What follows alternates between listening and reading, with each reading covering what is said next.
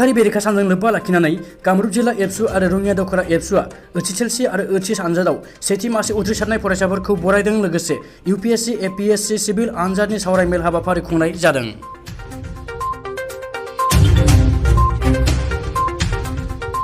दिनै रङिया फरायसालिमानि नब्लाङाव कामरुप जिल्ला एबसुनि सिङाव थानाय फरायसाफोरखौ लानानै यूपीएससी एपीएससी सिभिल आनजादनि आरो बर' बिजों आयदाजों फरायनानै मेट्रिक आनजादाव सेथि मासि उथ्रिसारनो हानाय फरायसाफोरखौ कामरुप जिल्ला एबसुआ सा 15 फरायसाफोरनो मान बिलाइ आरो आर'नाइ होनानै बरायदों। आरो रङिया दखरा एबसुनि सिङाव थानाय बर', इंराजि आरो असमिया बिजों फरायनानै मेट्रिक आरो ओइचएस आनजादाव सेथि मासि उथ्रिसारनो हानाय फरायसाफोरखौ सा 120 फरायसाफोरखौ बरायदों। रङिया दखरा एबसुआबो बे हाबाफारिजों लोब्बा लाखिनानै बरायनाय मेलबो खुंनाय जायो। बे मेलखौ सामलायदोंमोन कामरुप जिल्ला एबसुनि आफादगिरि पद्मेश्वर बर'आ। बे मेलखौ बेखेवना होयो रङिया फरायसालिमानि गोरायुं डक्टर ब्रजेन्द्र सैखियाया।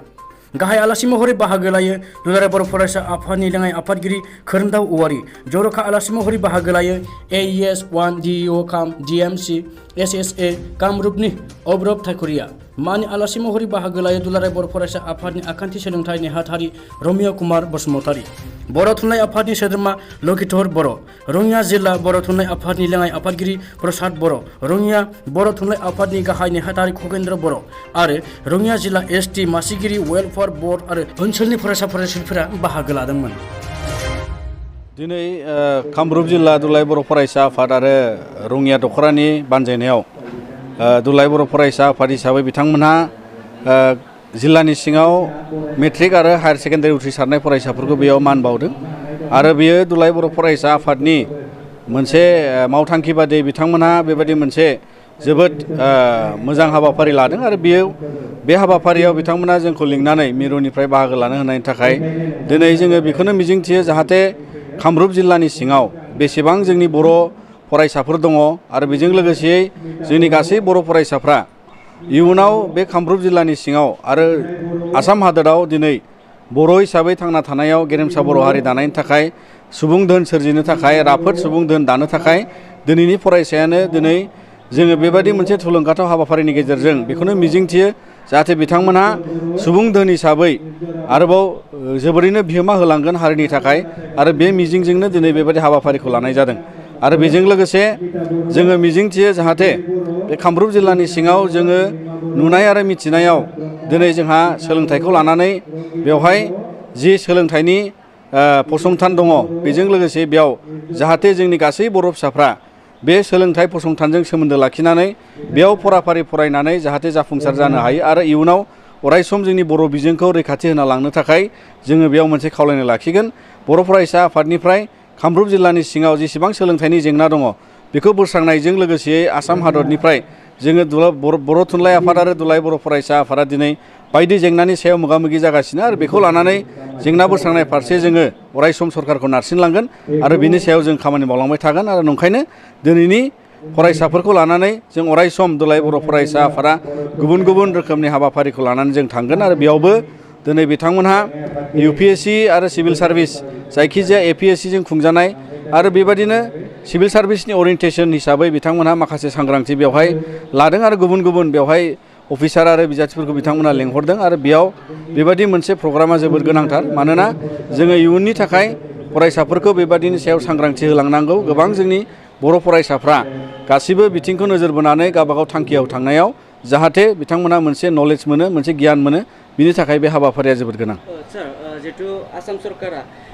3 थाखोनिफ्राय इंराजि सानखान्थि आरो इंराजि आयदाखौ इंराजि बिजों खालामनो नायदों बे हिसाबै दुलाराय बर' फरायसा आफादनिफ्राय मा खेंफोरथि होगोन बेनि सायाव? बेयाव दिनै जोङो दुलाराय बर' फरायसा आफाद हिसाबै जिहेतु गोदान सोलोंथाइ खान्थियाव फैगासिनो दङ आरो बेखौ इमप्लिमेन्ट खालामनो थांदों आसामा। दा बेजों लोगोसे दिनै जोङो मिथिनो मोननायाव खौरां बिजोंजों मिथिनायाव जे आसामा जाय माने 9 आरो 10 बे बेलायाव आरो मेथामेटिक्स आरो साइन्सखौ इंराजियाव मिडियामाव फोरोंनायनि बेलायाव जि मोनसे सोंथि ओंखारबाय दा बेखौ लानानै जोङो बेखौनो नोजोर बोयो जे सोलोंथाइ खान्थि आयेना बेबायदि मोनसेल' रावजों फोरोंनायनि बाथ्राखौ बेयाव थिनानै होआखै। बेवहाय बुंदों बाइलिंगुवेल लेंगुवेजजोंहाय फोरोंनो हायो।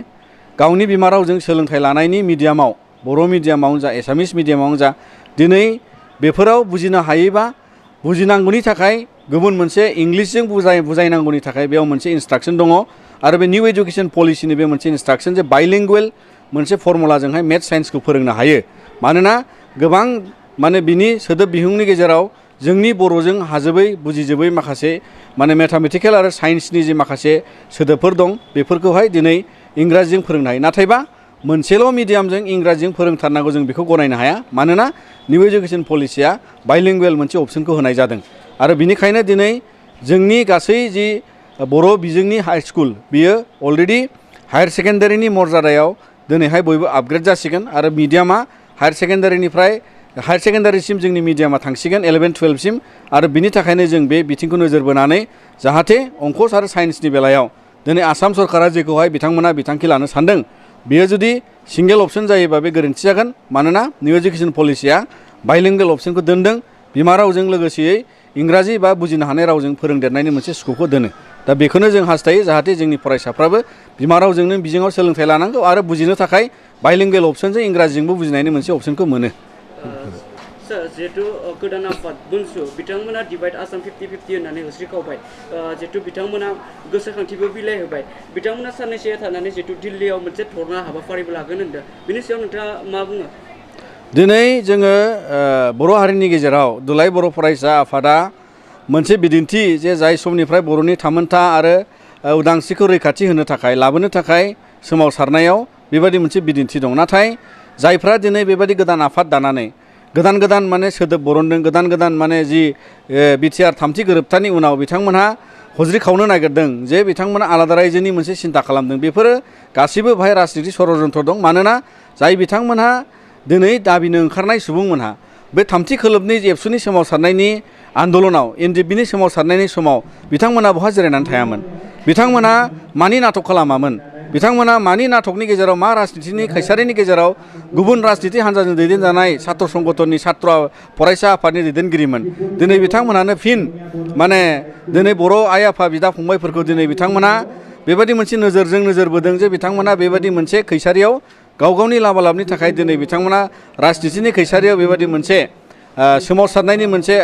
बार बिथांमोना दिनैहाय बार होनो नाजादों नाथाय बेयो जाफुंसार जानाय नङा मानोना बिथांमोननि जि जोनोम बिथांमोननि जे उद्देश्य आरो बिथांमोननि जि दैदेनगिरिफोरनिफ्राय लोब्बा थानाय बिथांमोना जोबोरानो गोबाङानो माने बिथांमोनहा माने समाजनि नोजोराव सोलिफुनाय सिगांनि सोमावसारनायनि नोजोराव बिथांमोना गाव गावहानो माखासे माने गावनि सुफुंख'नो हायै माखासे जेंनाफोर दङ आरो बेखौ लानानै बिथांमोनहा दिनै जेबो जाफुंसारनाय नङा आरो बिनि थाखायनो बर' आइ आफाया दिनै थामथि गोरोबथानि उनाव जोङो मावफुंजाबजोबनायखौ बे बिटिआर गोरोबथाखौ मावफुंजोबनायनि फारसे जि जोङो नोजोर बोनानै दुलाराय बर' फरायसा आफादा भारत सरकार आसाम सरकारखौ नारसिनदों आरो बे फारसे नोजोर बोनानै जों थांबाय थागोन मानोना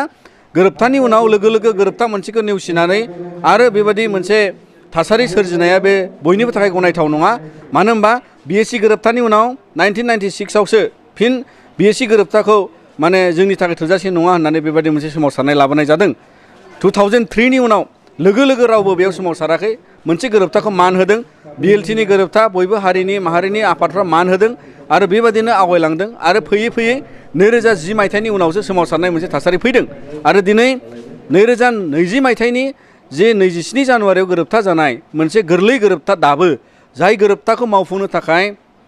आथिखालनि आसाम सरकार भारत सरकार आरो जयै सोमावसारग्रा हान्जानि बाय सिगनेटरि एनडिएफबि गासै हान्जानि दैदेनगिरिफ्रा बेयाव लोगो नांनानै दिनै आवगायदों आरो बे फारसे नोजोर बोनानै जाय समाव थामथि गोरोबथानि उनावनो जोंहा मोनसे गोजोन थासारि फैबाय सिलायनि आन्दलन जोबथ'बाय गुबुन गुबुन रोखोमनि थासारियाव सोलोंथाइ बायदि बिथिङाव रांखान्थि बिथिङाव दावगालांनो थाखाय मोनसे थासारि फैदों आरो दिनै बेबायदि गोरोबथाखौ बिथांमोनहा गाव गावनि राजनिति लाबालाबनि थाखाय दिनै नेवसिगारनो नाजानानै बायदिसिना सोंखारिनाय बाथ्रा लाबोनाया बियो दानि समाव गनायथाव नङा आरो बिथांमोनहा दिनै जुदि बेबायदि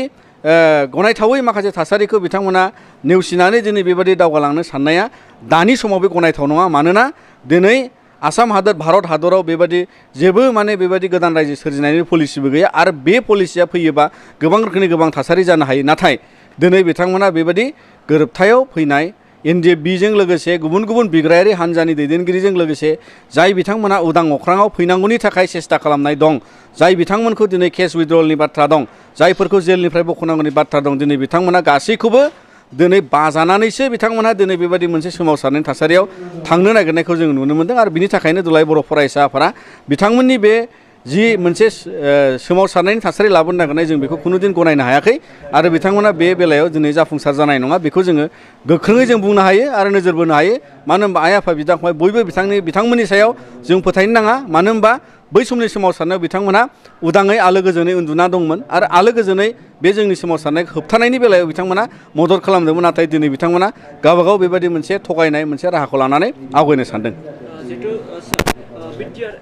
हिसाबै दुलाराय बर' फरायसा आफादनिफ्राय मा बुङो बेनि सायाव दिनै बिटिआर गोरोबथानि माखासे दफाफोरखौ मावफुंनायाव आरो बे बिटिआर गोरोबथाजों फैनाय मोननाय जि दफाफोरखौ भारत सरकार आसाम सरकारा मावफुंनांगौनि थाखाय गोबां रोखोमनि सम आरो सुजुग होगासिनो आरो मावगासिनोबो दं नाथाय मोनसेल' बाथ्राया बे जे 2020आ कभिडजों थांबाय 2021आव खावसे कभिडजों थांबाय आरो बिनि उनावबो जुदि बेबायदि माखासे खैसारिजों गोबाङानो जि बुंनाय फोसावनाय जे मोनसे गोरोबथाखौ जुदि हरसेनो मावफुंनांगौब्ला एबा बोसोरनैजोंनो मावफुंनांगौबा बेथ' असम्भब आरो बे खुनु राजनिति बिथांखिनि गेजेरजों मोनसे गोरोबथाखौ बोसोरनैजों बोसोरथामजों मावफुंजोबनायनि जेबो बिथांखि फैया नाथायबा मोनसेनाव मोनसे मावफुंलायनायनि मोनसे बिथांखि फैयो आरो दिनै बेबायदि बिथांखि फैगासिनो दङ आरो बिनि सायाव फोथायनानै दुलाराय बर' फरायसा आफादा दिनै जोङो नारसिनदों आसाम सरकार भारत सरकारखौ दिनै सिमा बारायनायनि बाथ्रा भेन्सार स्कुल प्रभिन्सियेलाइजेसननि बाथ्रा आरो गुबुन बेफोर गासै संदाननाय नाम सोलायनाय बायदि बिथिंखौ लानानै भारतनि संबिजिरनि एमेन्डमेन्ट जानानै गनायथि मोननांगौनि थासारिसिम थांनो थाखाय बियो एसे सम लानो हागौ नाथाय बेबायदि गोरोबथाखौ नेवसिनानै नासयनानै बाथ्रा बुंनाया बे गनायथाव नङा मानो होनबा मोनफा आयेनिक नोजोरजों नायोबा गासैखौबो मावफुंनायनि थाखाय मोनसे सम थायो आरो बेबायदि समखौ लानो हायो नाथाय बेबायदि एकर्डखौ नेवसिनाय नासयनाय बेयो गनायथाव नङा आरो बिनि थाखायनो जों बिथांमोनखौ सोंखारियो जे बे थामथि गोरोबथाखौ बिथांमोना सोंखारानायनिफ्राय गोजानाव थानांगौ मानोना गासै खामानिया फारि जालांगोन बेखौ जों फोथायो आरो बे जाफुंनांगौनि थाखाय दुलाराय बर' फरायसा आफादा मालाबाबो जों सिरि थानाय नङा